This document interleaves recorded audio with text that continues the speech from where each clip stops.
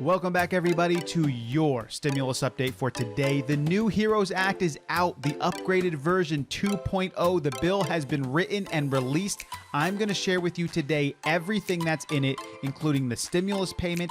Is it retroactive or not? What about hazard or heroes pay? How about the unemployment boost? What did they leave out of this version? And is it possible that this could be voted on and passed by both the House and the Senate? All of this is coming up next.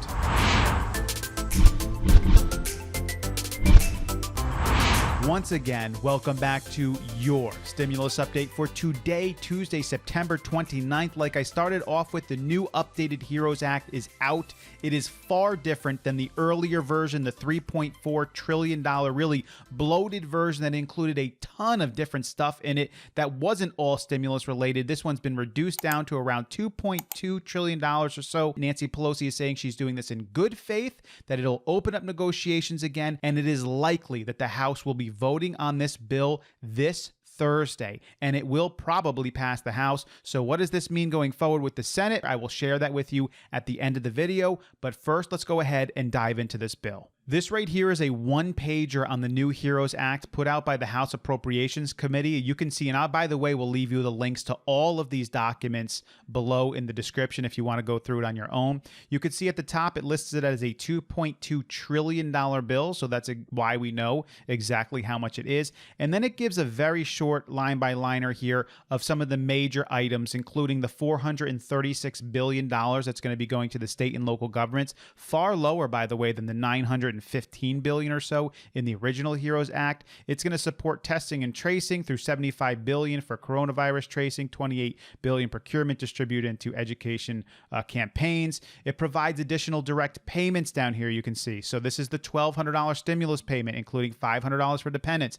I'm going to get more specific to this in just a moment. And if you want a more detailed description of what's in this bill, I will leave this link to you as well, given out by the House Appropriations Committee, that goes line by line and shares with you exactly how much money is being given out to a number of different locations, including supplemental nutritional, agriculture, assistance programs, rental assistance programs, $309 million to rural housing service, and it just goes on and on and on. I'm not really going to spend a lot of time looking at this, but you can see Violence Against Women Act, $375 million included within this bill. Second Chance Act grants, $250 million. National Science Foundation. This thing is loaded. If you want to know the specifics on everything, it is all here. Before I get into the direct stimulus check, I will want to share this with you. So some of the major things left out of this bill: a major cut to state and local government aid, about $480 billion cut. So it was $915 billion, is now $436 billion. I don't see a major problem with that because the state and local governments never needed $915 billion for this. So I think the 436 is a really good number. Hazard pay and heroes pay. A lot of people want to know about this. They cut that out of this bill. $190 billion was originally slated for hazard pay to be paid out in an hourly increased wage to those in specific services. That has been cut out entirely. They've also cut $100 billion to hospitals and housing rental assistance, but there is a ton of aid still for rental assistance, housing assistance, and hospitals in this bill. They just cut it a little bit. Aid to homeowners has been cut a little bit, and the U.S. Postal Service has been cut as well. At this point, I'm going to move directly onto the stimulus checks for you. And in order to do that, I'm going to go to the bill itself. I'm going to leave you the link to this bill as well. This is a massive bill, like all of them. It goes through all of the subsections. So in order to get to the stimulus payment check area, we need to go all the way down to page 723. Here we are at page 723. You can see the economic stimulus, subtitle A. This is where it's going to get into it. There's a lot of mumbo jumbo here, and I'm not going to go through the entire thing with you, but I just want to give you the specifics so you know what's included in this bill that will be voted on in the House probably Thursday and passed in the House, getting us another step closer to this finally happening. So we can see here, in the case of an eligible individual, there shall be allowed a credit against the tax imposed by the subtitle A. Basically, you're not going to have to pay any taxes on this. It's going to be very much like the first stimulus check that most of us got. Beginning in 2020, equal amount to the additional rebate amount. And then it goes down here: for purposes of the section, the term additional rebate amount means with respect to any taxpayer for any taxable year. Here we go. $1,200 or 24 in the case of a joint filer, plus $500 multiplied by the number of dependents of the taxpayer for such the taxable year. So that's taxable year. The last two previous years is what they're going with. Eligible individuals for this purpose. So any non-resident alien individual, any individual with respect to whom direct under 151 is allowable another taxpayer taxable year. So basically, you have to have a tax number. You have to pay taxes. So if you're an illegal immigrant, you're not going to be able to get any of the money from this. You have to have a tax identification number or IDEN number. So that is for sure. Or you have to be an American citizen, of course. Limitation based off of modified adjustment. So the amount of the credit allowed determined without regard to the subsection going down is these limits: the $150,000 in case of a joint filer, $112,500 in the case of head of household, and $75,000 any other case. So in a nutshell, this is written exactly as the CARES Act was written. The $1,200, $2,400, the $500 for dependents. There is nothing. Now you can go through this on your own if you would want to. It just keeps going on and on and on and on and on. But I have not seen anything in there about any retroactive pay for any individuals, including dependents. In this situation, though, as I was reading through it, the dependents do include college students, adult dependents, and children. So that is a good thing.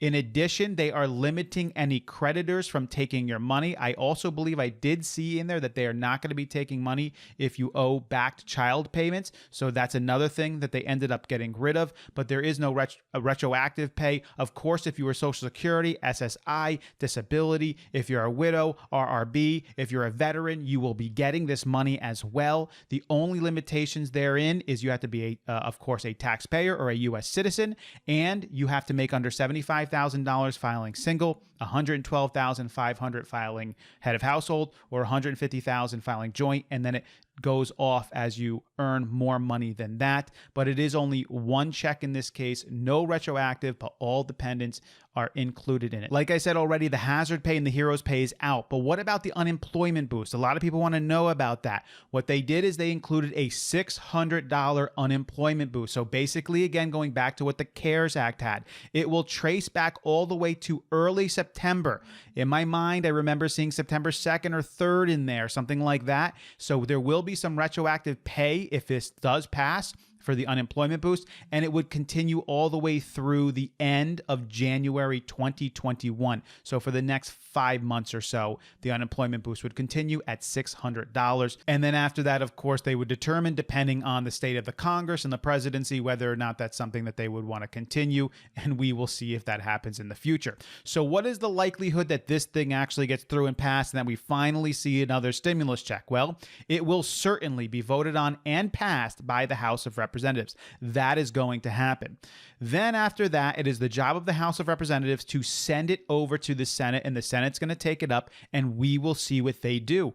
Who knows if they're going to put it to a vote on the floor? If they do, all the Democrats will vote to it, and it's possible that many of the Republicans would vote for it as well, but it may be unlikely that they're going to put it to the floor. It may be likely that they'll call for a dead on arrival. We will have to see. We don't entirely know this time actually what's going to happen, although there are some reports coming out here and there, leaks where people are saying that they're not going to pick it up, they're not going to put it on the floor, it's dead on arrival, or know that it will pass. They're coming out all over the place with this, so we don't entirely know. This is sort of exciting and a little different than the ones before, because at least this means possibly something can happen.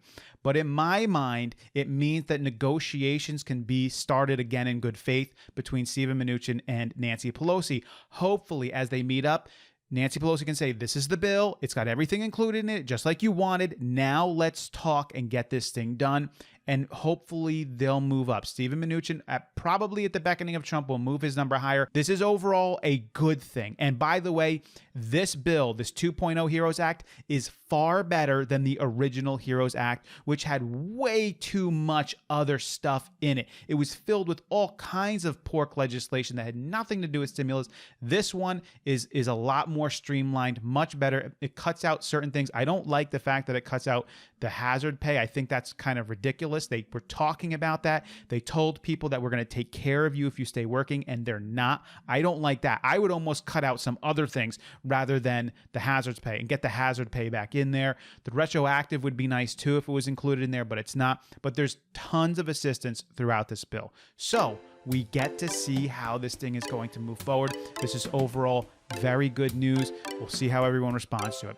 If you guys have any questions, leave them below. I will try to address them in future episodes for you. I know I'm going through all this data very quickly for you, but I'm just trying to give you the stuff that I know that most of you want to know about. And I hope that I touched on all the different information you were looking for in this video. As always, if you would like to subscribe to the channel, I would love to have you come along with us. The debate is tonight. If you're watching this on Tuesday, the debate's tonight. If you're watching this on another day, the debate already happened, but there's another one coming up. I'm going to report on that. I'm going to be watching the debate tonight, so maybe you guys will be as well. If you're not, check out a future episode on that. Thank you once again, everybody. I hope you have a great day. I will, of course, catch you next time.